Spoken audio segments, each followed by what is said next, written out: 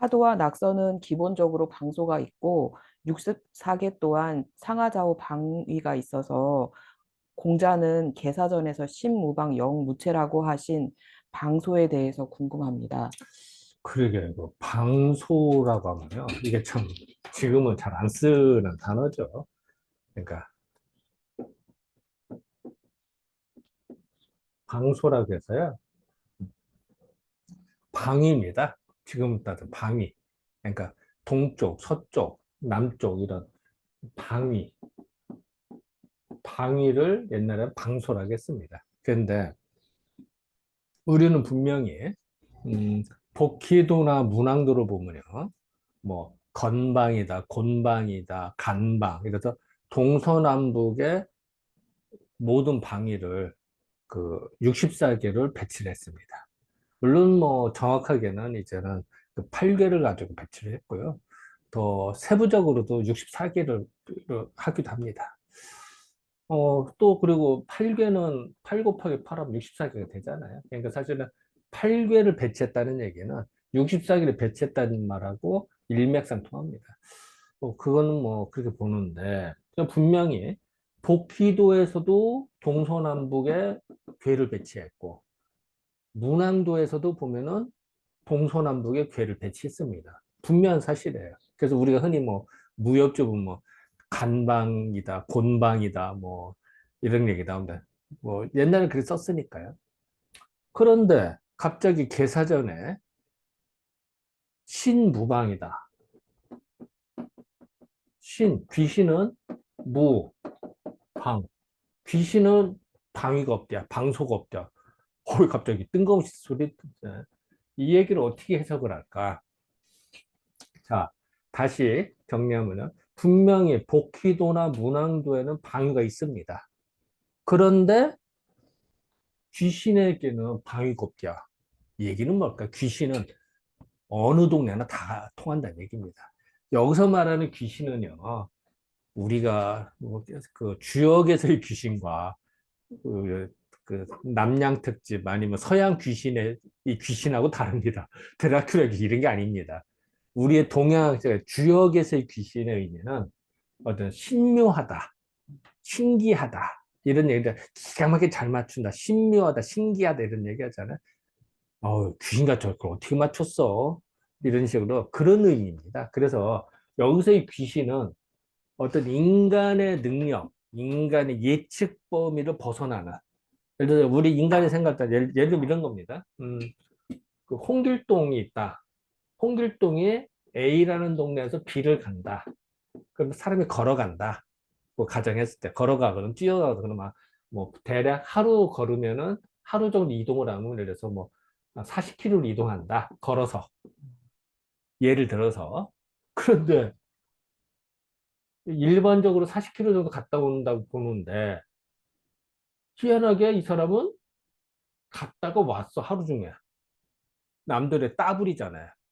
그런 거야. 인간의 예측 범위를 벗어났잖아. 그거를 신기하다, 신묘하다고 합니다. 야, 어디 귀신같이 거기 어떻게 벌써 갔다 왔어? 그렇잖아. 우리 그런 얘기 하다. 귀신같이 어떻게 거기 벌써 갔다 왔냐? 그렇게 말할 수 있습니다. 그걸 우리는 귀신 같다 이런 얘기입니다. 그러니까 다시 말하면 귀신은 동쪽은 가고 서쪽은 가고 남쪽을 못 가고 이게 아니라 어느 데나 다 통할 수 있다는 얘기입니다. 여기는 가고 여기는 못 간다는 뜻이 아니라 어디나 다 통할 수 있기 때문에 무방, 방소가 없다 이런 얘기를 합니다. 즉 정해진 방위가 없이 다 갈 수 있다. 예를 들어서 우리가 예를 들어서 건방이다.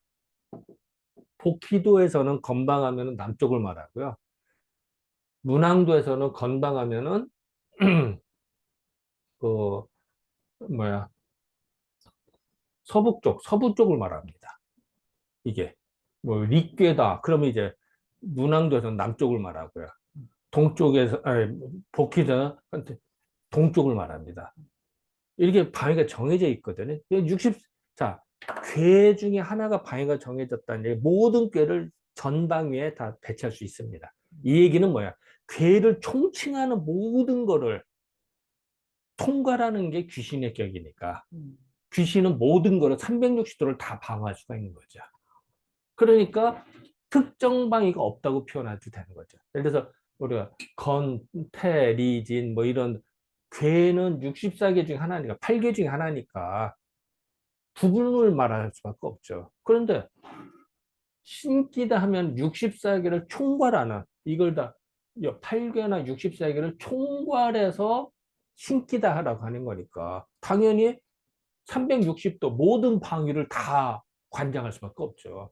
그러니까 방위가 없다라고 말할 수밖에 없죠. 이런 거는 그러니까 모든 방위를 커버한다. 요즘 말 커버한다.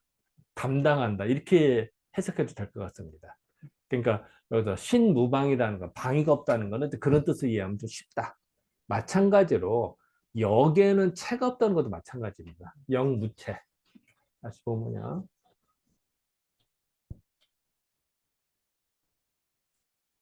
역. 여기에는 무체, 체가 없대. 근데 분명한 거는 여기에는 예를 들어서 우리가 그 음양, 예를 들어서 뭐 동정, 움직이고 고요한 거. 이거는 역이거든요. 예를 들어서 열렸다 닫혔다. 강하고 유하고 사라지고 자라고 이런 음양, 동정, 합격, 강요, 소장 이거는요 분명히 역에 설명하는 단어입니다. 그런데 왜 갑자기 역에는 체가 없다고 했을까? 웃기잖아. 이것도 마찬가지입니다. 자, 예를 들어서 동정 그 어, 동정 갑자기 생각이 안 나네. 갑자기 급히 쓰려고 하니까 동정 글자도 생각이 안 나. 어쨌든 자, 움직임과 고요함이 있다. 움직임과 고요함이 있을 때 이건 동과 정이거든요. 그러면은 이건 분명히 역의 체입니다. 맞아요. 그런데 문제는 음과 양으로 나누는 순간은 그것도 역이지만 하나의 칠대. 근데 음이다, 양이다. 이거를 총괄해서 보면은 이것도 역으로 볼 수 있잖아요. 그럴 때는 체가 없는 거죠. 체를 구분하면 음이다, 양이다 구분할 수 있습니다. 크다, 작다 구분이 되잖아요. 예를 들어서 문이 열린다, 닫힌다 구분이 되거든 분명히. 그건 역의 체입니다. 그런데 그거를 더 넓은 관점으로 보면은 더 넓은 관점 역이라고 보면 여기에는 체가 없는 거죠. 왜? 모든 걸 포함했으니까. 음과 양을 다 포함해서 보면은 굳이 체를 나눌 필요가 있을까? 이미 그걸 말해. 아까 그 신에는 방위, 신께는 방위가 없다는 거 마찬가지야. 모든 방위를 360도를 다 커버하고 있으니까 특정 방위가 없잖아요. 마찬가지로 여기도 음이다, 양이다, 동정, 합격, 열리고 닫히고 이런 것도 구분하는 게 다 총괄을 해버려야니까 굳이 체가 있다고 말할 필요가 없는 거지. 그러니까 이게 더 상징적인 얘기죠. 그러니까 그렇게 보면 이해가 쉽습니다. 그래서 신기에는 귀신은 방위가 없고요. 여기에는 체가 없다고 말하는 겁니다. 더 넓은 개념이죠. 그렇게 보면 이해가 빠릅니다. 네. 네, 감사합니다.